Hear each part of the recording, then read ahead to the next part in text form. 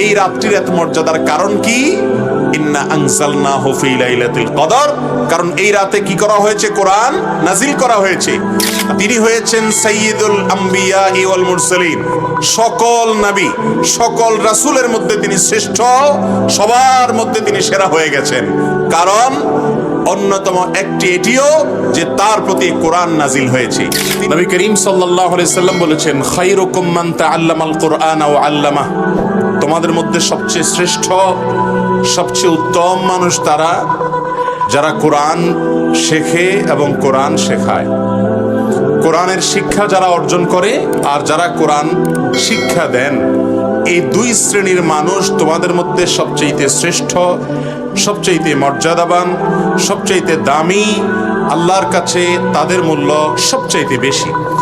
দুনিয়ার মানুষের কাছে পয়সা কড়িওয়ালা মানুষের মূল্য বেশি থাকতে পারে, প্রভাব প্রতিপত্তিওয়ালা মানুষের মূল্য বেশি থাকতে পারে, তথাকথিত কেরিয়ার গড়ে নিজের জীবনকে বাহ্যত সফল বা সার্থক করা মানুষগুলোর মূল্য সমাজে বেশি হতে পারে। কিন্তু আল্লাহ রাব্বুল আলামিন যাদের মর্যাদার কথা বলেছেন, কোরআনের শিক্ষক এবং কোরআনের শিক্ষার্থী, তাদের মর্যাদা আল্লাহ রাব্বুল আলামিন যে বেশি ঘোষণা দিয়েছেন, এই মর্যাদাটাই চিরন্তন, এই মর্যাদাটাই টিকে থাকবে, এই মর্যাদাটাই চিরকাল অমলিন অম্লান হয়ে থাকবে। তার একটা ছোট্ট নজির এবং এক্সাম্পল আমি দিতে চাই।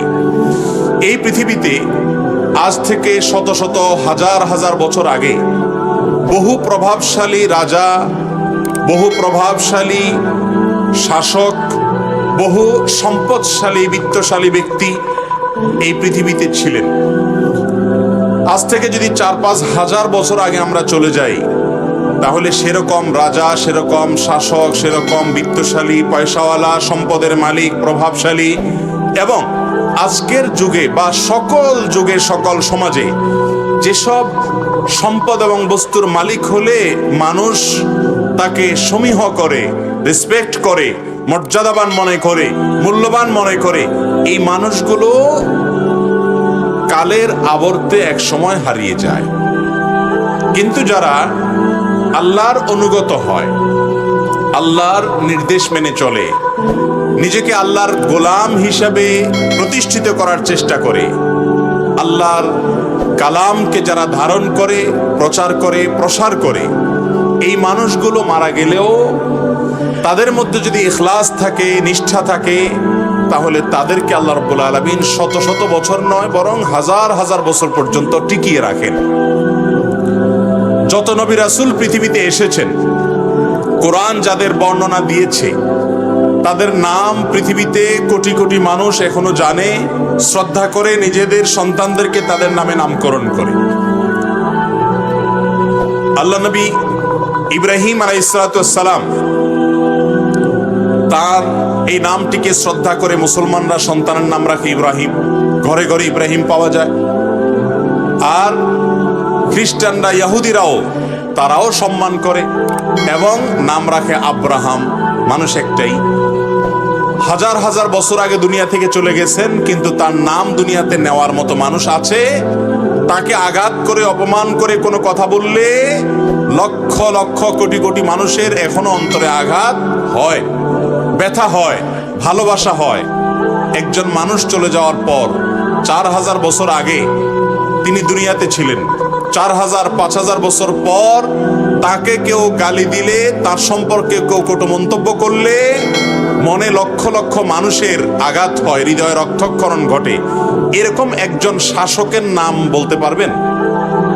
একজন শাসক, একজন রাজা, একজন ক্ষমতাধর, একজন সম্পদওয়ালা, একজন পয়সাওয়ালা, একজন দুনিয়ার সমাজ যাদেরকে খুব দামি মানুষ মনে করে, এরকম একজন দামি মানুষের নাম বলতে পারবেন? যে মানুষটা আজ থেকে 2, 4, 5, 6, 7 হাজার বছর আগে দুনিয়াতে ছিলেন, এখনো পর্যন্ত পৃথিবীতে লক্ষ লক্ষ কোটি কোটি মানুষ লোকটাকে ভালোবাসেন। এত ভালোবাসা যে তাকে কেউ গালি দিলে তার চোখের পানি চলে আসে মায়ার কারণে। এত স্নেহ, এত ভালোবাসা হাজার হাজার বছর পর্যন্ত পৃথিবীতে তার জন্য মানুষের অন্তরে টিকে আছে। এরকম একজন রাজা, এরকম একজন শাসক যার ভিতরে আল্লাহর ভয় নেই, যার ভিতরে আল্লাহর আনুগত্য ছিল না, যার ভিতরে আল্লাহর কথা মেনে চলার ব্যাপারে বিশেষ কোনো গুরুত্ব ছিল না। এক কথায় আল্লাহর নেককার বান্দা ছিলেন না। এরকম কোন রাজা জানবেন আপনারা? বলতে পারবেন? একজনও নাই।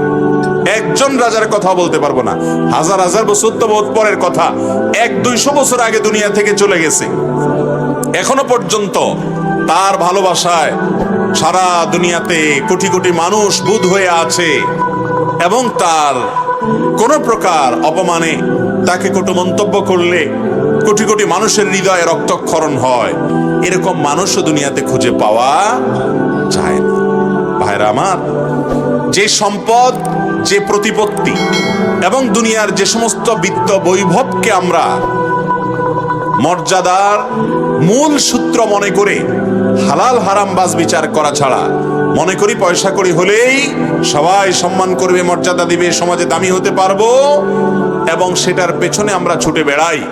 এর বিপরীতে আল্লাহর আনুগত্য, আল্লাহর কথা মেনে চলা, আল্লাহর গোলামি করা, আল্লাহর দাসত্ব করার কোনো মূল্য আমাদের কাছে নাই। মনে রাখবেন, এই পৃথিবীতে আল্লাহ রাব্বুল আলামিন যাদেরকে মর্যাদা দিয়েছেন, চূড়ান্তভাবে মর্যাদা তাদেরই হবে, সমাজের মানুষ মর্যাদা দেখ বা না দেখ। মাদ্রাসার শিক্ষার্থী, হাফেজ ছাত্ররা, হাফেজ ছাত্রদের শিক্ষকরা, ওলামায়ে কেরাম, তাদেরকে দেখে সমাজ মনে করতে পারে দিনহীন, মিসকিন, অভাবী, গরিব মানুষ, যাকাত ফিতরা খেয়ে চলে, আমাদের দান দক্ষিণায় চলে, সমাজে কোনো প্রভাব রাখে না, বিশেষ কোনো মর্যাদা মূল্য সমাজে নাই, মনে করতে পারেন। কিন্তু এই সমাজে যারা নিজেদেরকে মর্যাদাবান মনে করছেন, তারা হারিয়ে যাবেন। এই আলেম মৌলভী সাহেবরাই পৃথিবীতে টিকে থাকবে ইনশাআল্লাহ। শুধুমাত্র আলেম বলে কোনো কথা নয়, একজন মানুষ জেনারেল শিক্ষিত, স্কুল কলেজ পড়ুয়া, সাধারণ মানুষ, ব্যবসায়ী মানুষ, পদস্থ কর্মকর্তা বা একজন সাধারণ পেশাজীবী, একজন কৃষক মানুষও হতে পারেন।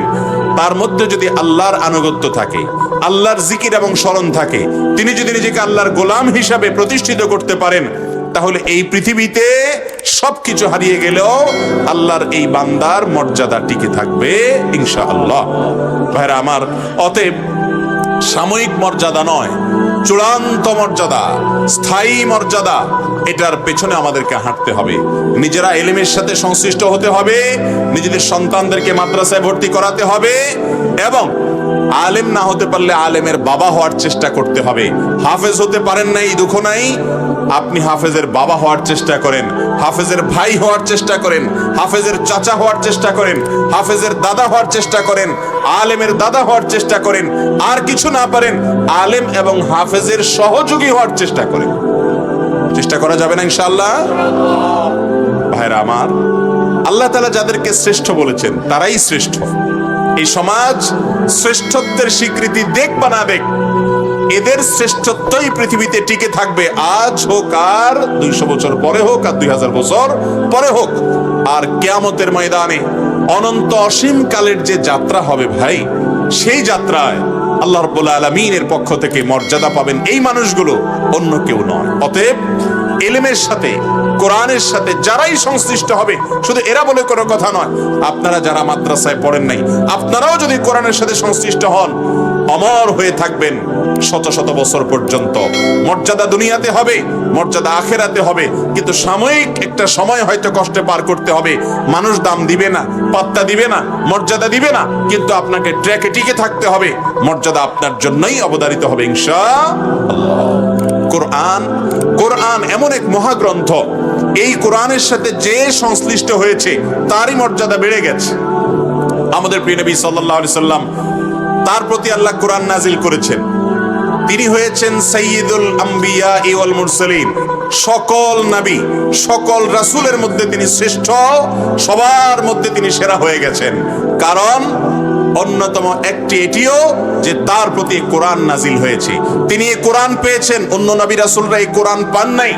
তিনি হয়ে গেছেন সকল নবী রাসূলদের মধ্যে শ্রেষ্ঠ এবং সেরা। এই কোরআন নাজিল হয়েছে রমাদান মাসে। এই রমাদান মাস বছরের অন্য যে কোনো মাসের তুলনায় সাইয়্যিদুশ শুহুর, সকল মাসের সেরা মাস হয়ে গেছে। কারণ এই মাসে কোরআন নাজিল হয়েছে, এই মাস কোরআনকে পেয়েছে, এই মাসে কোরআন নাজিল হয়েছে। এই কারণে এ মাসের মর্যাদা এত বেশি হয়েছে। আল্লাহ তাআলা এ মাসের পরিচয় দিতে গিয়ে কোরআনে বলছেন শাহরু রমাদান, রমাদান মাস। তোমরা কি জানো এ মাসের কি মর্যাদা? আল্লাযী উনজিলা ফীহিল কুরআন। এই মাসের মর্যাদা হলো এই মাসেই কোরআন নাজিল করা হয়েছে, কোরআনের মতো এরকম সম্পদ দেওয়া হয়েছে। এজন্য কোরআন যে মাসটিতে নাজিল হয়েছে ওই রমজান মাসটিও বছরের মধ্যে সেরা মাস হয়ে গেছে। কোরআন যে রাতে নাজিল হয়েছে সে রাত লাইলাতুল কদর। আল্লাহ কোরআনে বলেছেন ইন্না আনজালনাহু ফি লাইলাতিল কদরি। কোরআন নাজিল হয়েছে কদরের রাতে। কোন রাতে নাজিল হয়েছে? কোরআনের পরিষ্কার ঘোষণা, কোরআন নাজিল হয়েছে কদরের রাতে। অতএব কোরআন অন্য কোন রাতে নাজিল হওয়ার কথা যদি কেউ বলে সেটা সঠিক নয়। এই যে কোরআন কদরের রাতে নাজিল হয়েছে, এই নাজিল হওয়াটার মাধ্যমে এই রাতের মর্যাদা কি হয়েছে? আল্লাহ কোরআনে বলেছেন ইন্না আনজালনাহু ফি লাইলাতুল কদর, লাইলাতুল কদরে ওমা আদরাকা মা লাইলাতুল কদর, লাইলাতুল কদরে খায়রুম মিন আলফি শাহর। হাজার মাস ইবাদত করলে 1000 মাসকে যদি আমরা কনভার্ট করি, হিসেব করি, তাহলে সেক্ষেত্রে 83 বছর 4 মাস হয়। 83 বছর 4 মাস যদি টানা কেউ ইবাদত বন্দেগী করে তাতে যে মর্যাদা, যে সওয়াব পাবেন, একটি বার লাইলাতুল কদর, একটি কদরের রাতে ইবাদত করতে পারলে ওই 83 বছর 4 মাসের ইবাদতের চাইতেও বেশি মর্যাদা পাওয়া যাবে। এই রাত্রির এত মর্যাদার কারণ কি? ইন্না আনজালনাহু ফি লাইলাতুল কদর। কারণ এই রাতে কি করা হয়েছে? কোরআন নাজিল করা হয়েছে। তাহলে কোরআন এই উম্মতের প্রতি নাজিল হয়েছে, উম্মত শ্রেষ্ঠ হয়ে গেছে।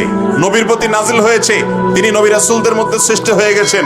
রমাদানে নাজিল হয়েছে, রমজান মাস অন্য মাসের মধ্যে শ্রেষ্ঠ হয়ে গেছে। লাইলাতুল কদরে নাজিল হয়েছে, এই রাত অন্য সব রাতের চাইতে শ্রেষ্ঠ হয়ে গেছে।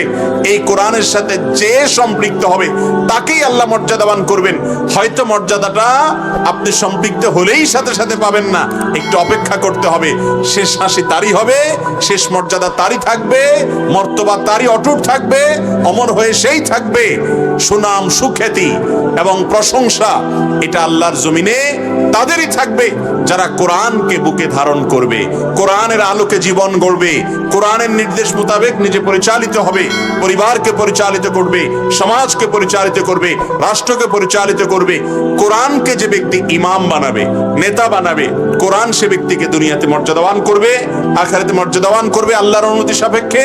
এবং কিয়ামতের ময়দানে কোরআনের সাথে সংশ্লিষ্ট মানুষটা যদি বিপদে পড়ে তো কোরআন সুপারিশ করবে আর বলবে আল্লাহ রাতের বেলায় এই লোকটা জেগে থেকে তিলাওয়াত করেছে এবং নির্ঘুম থেকেছে, আজ তাকে মাফ করে দিতে হবে। অতএব কোরআনের সাথে আমরা সংশ্লিষ্ট হব তো ইনশাআল্লাহ।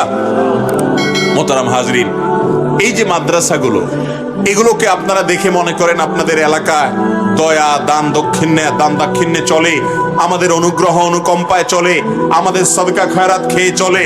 এদের প্রতি হয়তো আপনি ঠাট্টা, বিদ্রুপ এবং শ্লেষের নজরে আপনি দেখেন।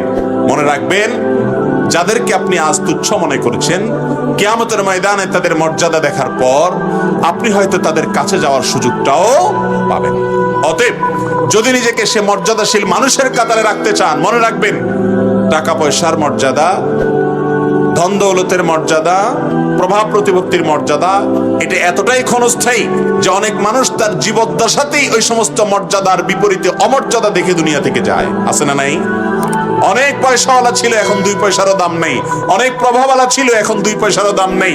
নগদে বেইজ্জত হয়ে চলে যায়। আছে না নাই?